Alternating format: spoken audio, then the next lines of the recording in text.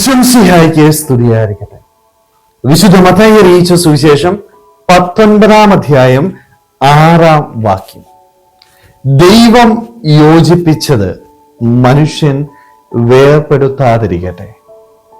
ഇന്ന് വിശുദ്ധ അൽഫോൻസാമയുടെ തിരുനാളിന്റെ മംഗളങ്ങൾ ഏറെ സ്നേഹത്തോടുകൂടി ഏവർക്കും നേരുന്നു. വിശുദ്ധ അൽഫോൻസാമയെ പോലെ സഹനങ്ങൾ സന്തോഷത്തോടുകൂടി സ്വീകരിക്കാനായിട്ട്, അവയൊക്കെ ഈശോയുടെ സഹനത്തോടൊപ്പം സമർപ്പിക്കാനായിട്ട് നമുക്ക് ഓരോരുത്തർക്കും സാധിക്കട്ടെ എന്ന് ആത്മാർത്ഥമായിട്ട് പ്രാർത്ഥിക്കുന്നു. ഇന്നത്തെ വചനത്തില് കുടുംബ ജീവിതത്തിന്റെ ശ്രേഷ്ഠതയെക്കുറിച്ച് നമ്മളെ ഓർമ്മിപ്പിക്കുകയാണ്. ദൈവം യോജിപ്പിച്ചത് മനുഷ്യൻ തന്റെ സ്വാർത്ഥതയുടെ ഭാഗമായിട്ട് വേർപിരിക്കാതിരിക്കട്ടെ. പലപ്പോഴും ഈ ദൈവവിളികൾ എത്രയാണ് എന്ന് ചോദിക്കുമ്പോൾ നമ്മളൊക്കെ പറയുന്ന മറുപടി എന്ന് പറയുന്നത് ഒന്നുകിൽ അച്ഛനാകണം, അല്ലെങ്കിൽ സിസ്റ്റർ ആകണം, അല്ലെ? പൗരോഹിത്യ സന്യാസ ജീവിതങ്ങൾ മാത്രമാണ് ദൈവവിളി എന്ന് ചിന്തിക്കുന്ന വ്യക്തികളാണ് നമ്മളിൽ പലരും.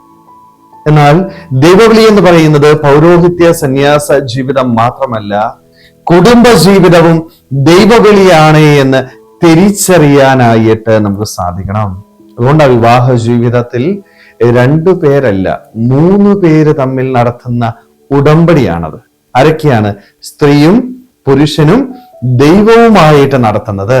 അതുകൊണ്ട് ആ കുടുംബ ജീവിതം എന്ന് പറയുന്നത് ഒരിക്കലും നമ്മുടെ തെരഞ്ഞെടുപ്പല്ല, അത് ദൈവവിളിയാണ്. കുടുംബ ജീവിതവും ദൈവവിളിയാണ് എന്ന് തിരിച്ചറിയാനായിട്ട് നമുക്ക് സാധിക്കണം. അതുകൊണ്ട് ആ വചനത്തിൽ കൃത്യമായിട്ട് ഈശോ പറയുന്നത് എന്താണ്? ദൈവം യോജിപ്പിച്ചത് മനുഷ്യൻ വേർപെടുത്താതിരിക്കട്ടെ. കുടുംബ ജീവിതത്തിന്റെ ശ്രേഷ്ഠത മനസ്സിലാക്കാനായിട്ട് നമുക്ക് സാധിക്കണം. ഒരുപക്ഷെ നമുക്കൊക്കെ ഇന്ന് ഇത് പറ്റുന്നില്ല. ഒത്തിരിയേറെ വിവാഹ മോചന കേസുകള് നമ്മുടെ ഇടയിൽ കൂടി വരികയാണ്. കുടുംബജീവിതത്തിലേക്ക് പ്രവേശിച്ചു, സ്വാതന്ത്ര്യം ലഭിച്ചില്ല, സന്തോഷമില്ല, പിരിഞ്ഞു പോകുന്നവരുടെ എണ്ണം ഇന്ന് ഏറി വരികയാണ്.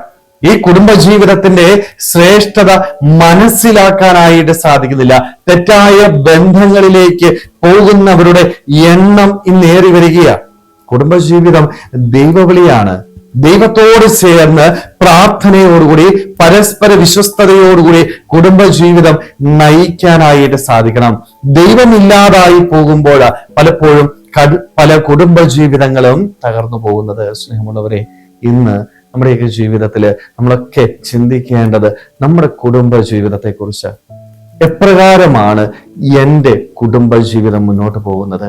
പരസ്പര സ്നേഹത്തില്, വിശ്വസ്തതയില്, സന്തോഷത്തോടുകൂടി, സമാധാനത്തോടുകൂടി നല്ല കുടുംബജീവിതം നയിക്കാനായിട്ട് എനിക്ക് സാധിക്കുന്നുണ്ടോ? അതോ തെറ്റായ ബന്ധങ്ങളിലേക്ക് എൻ്റെ ജീവിതം പോകുന്നുണ്ടോ?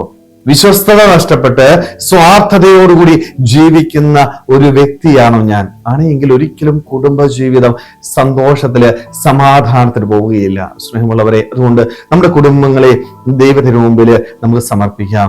ദൈവം ആഗ്രഹിക്കുന്നത് പോലെ വിശുദ്ധിയോടുകൂടി നല്ല കുടുംബജീവിതം നയിക്കാനായിട്ട് നമുക്ക് പ്രാർത്ഥിക്കാം. കാരണം നല്ല കുടുംബത്തിൽ നിന്നാണ് നല്ല മക്കൾ ജനിക്കുന്നത്. അവരാണ് ദൈവത്തിന് പ്രിയപ്പെട്ട മക്കളായിട്ട് വളരുന്നത്. സ്നേഹമുള്ളവരെ, അതുകൊണ്ട് കുടുംബജീവിതം ദൈവത്തിന് മുമ്പില് പൂർണ്ണമായിട്ട് സമർപ്പിക്കാം. ദൈവവുമായിട്ടുള്ള ബന്ധത്തില്, സന്തോഷത്തിൽ മുന്നോട്ട് പോകുവാനായിട്ട് പരസ്പര വിശ്വസ്തത നമ്മുടെ കുടുംബജീവിതത്തിൽ ഉണ്ടാവട്ടെ. പ്രതിസന്ധികളും പ്രശ്നങ്ങളും ഉണ്ടാകുമ്പോൾ അത് പരസ്പരം ഒരുമിച്ച് നിന്നുകൊണ്ട് അവയെ തരണം ചെയ്യുവാനായിട്ട് വിശ്വാസത്തോടുകൂടി, സന്തോഷത്തോടുകൂടി, സമാധാനത്തോടുകൂടി നല്ല കുടുംബജീവിതം മുന്നോട്ട് നയിക്കുവാനായിട്ട്, കുടുംബജീവിതം ദൈവവിളിയാണ് എന്ന് തിരിച്ചറിഞ്ഞുകൊണ്ട് ദൈവത്തോട് ചേർന്ന് പ്രാർത്ഥിച്ച് ഒരുങ്ങി നല്ല കുടുംബജീവിതത്തിലേക്ക് പ്രവേശിക്കുവാനായിട്ട് നമുക്ക് ഓരോരുത്തർക്കും ആത്മാർത്ഥമായിട്ട് ആഗ്രഹിക്കും, ശ്രമിക്കാം. ദൈവം നമ്മളെല്ലാവരെയും സമൃദ്ധമായിട്ട് അനുഗ്രഹിക്കട്ടെ. ആമേൻ.